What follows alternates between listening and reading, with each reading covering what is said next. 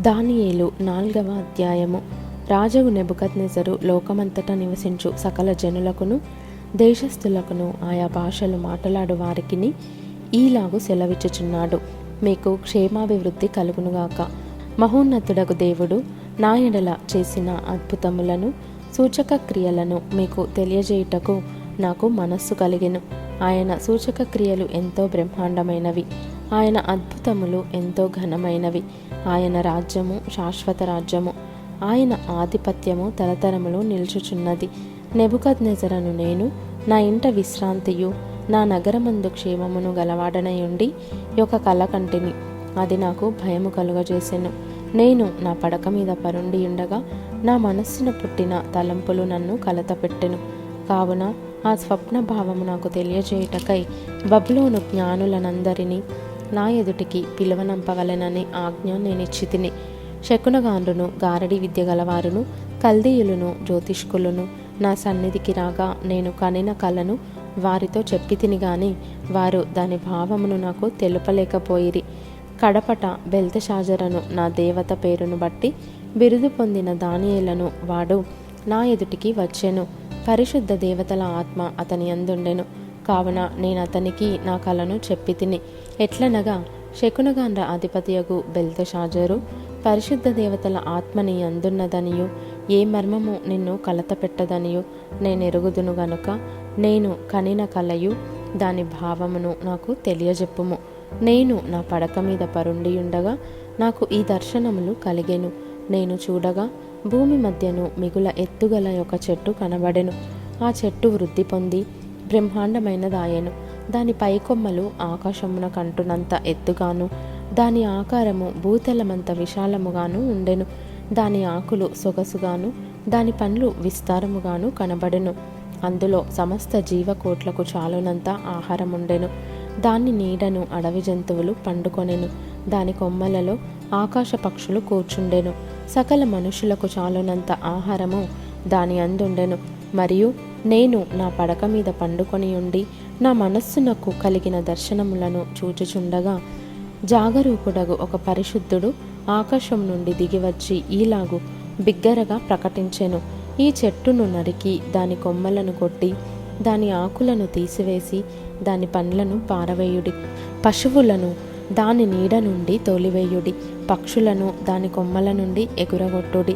అయితే అది మంచునకు తడిసి పశువుల వలె పచ్చికలో నివసించున్నట్లు దాని మొద్దును ఇనుము ఇత్తడి కలిసిన కట్టుతో కట్టించి పొలములోని గడ్డి పాలగునట్లు దానిని భూమిలో విడువుడి.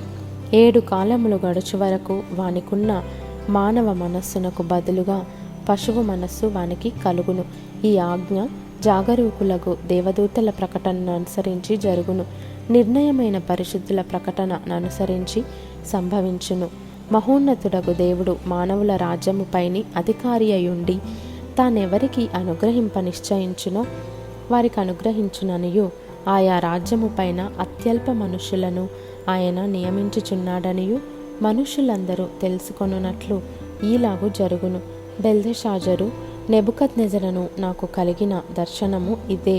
నీవు తప్ప నా రాజ్యములో మరి ఏ జ్ఞానియు దాని భావము నాకు చెప్పనేరడు. నీ అందు పరిశుద్ధ దేవతల ఆత్మ యున్నది గనుక నీవే దానిని చెప్ప సమర్థుడ వంటిని.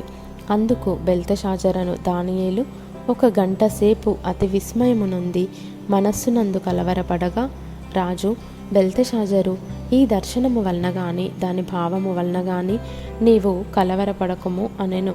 అంతటా బెల్తెషాజరు, నా ఏలినవాడా, ఈ దర్శన ఫలము తమరిని ద్వేషించు వారికి కలుగునుగాక. దాని భావము తమరి శత్రువులకు చెందునుగాక. తాము చూచిన చెట్టు వృద్ధి నొంది బ్రహ్మాండమైనదాయెను. దాని పై కొమ్మలు ఆకాశమున కంటనంత ఎత్తుగాను దాని ఆకారము భూతలమంత విశాలముగాను ఉండెను.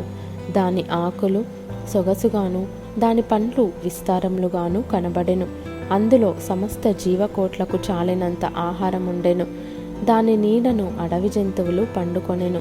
దాని కొమ్మలలో ఆకాశ పక్షులు కూర్చుండెను గదా. రాజా, ఆ చెట్టు నిన్ను సూచించుచున్నది. నీవు వృద్ధి పొంది మహాబలము గలవాడవైతివి. నీ ప్రభావము వృద్ధి నొంది ఆకాశమంతా ఎత్తాయెను. నీ ప్రభుత్వము లోకమంతటా వ్యాపించి ఉన్నది. చెట్టును నరుకుము, దాని నాశనము చేయుము గాని దాని మొద్దును భూమిలో ఉండనిమ్ము. ఇనుము ఇత్తడి కలిసిన కట్టుతో 7 కాలములు గడుచు వరకు పొలములోని పచ్చికలో దాన్ని కట్టించి ఆకాశపు మంచుకు తడవనిచ్చి పశువులతో పాలు పొందనిమ్మని జాగరూకుడగు ఒక పరిశుద్ధుడు పరలోకము నుండి దిగివచ్చి ప్రకటించుట నీవు వింటివి గదా.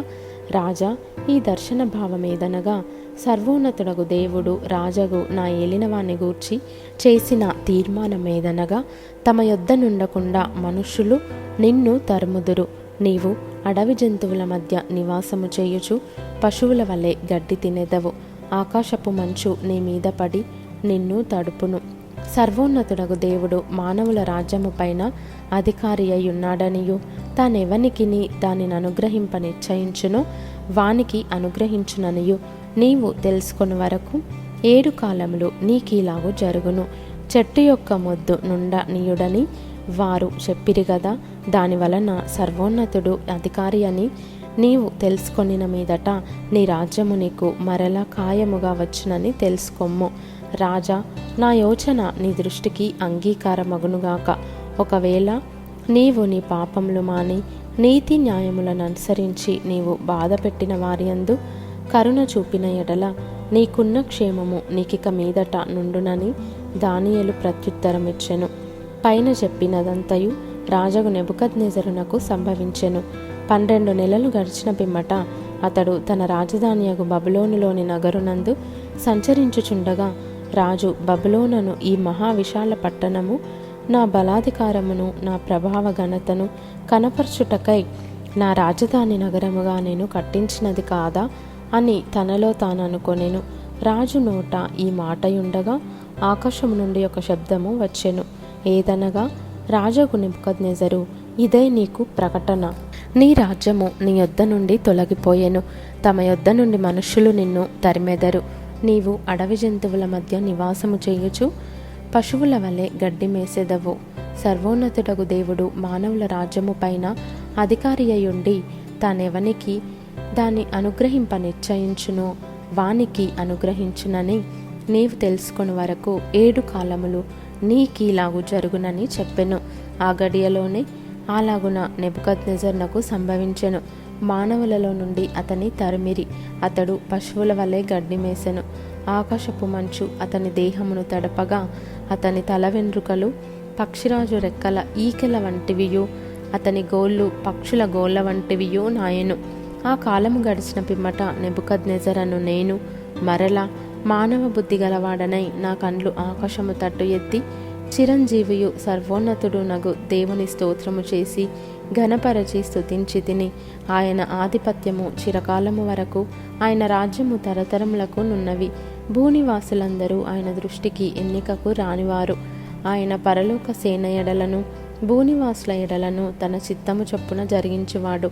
ఆయన చేయి పట్టుకొని నీవేమి చేయుచున్నావని ఆయనతో చెప్పుటకు ఎవడును సమర్థుడు కాడు.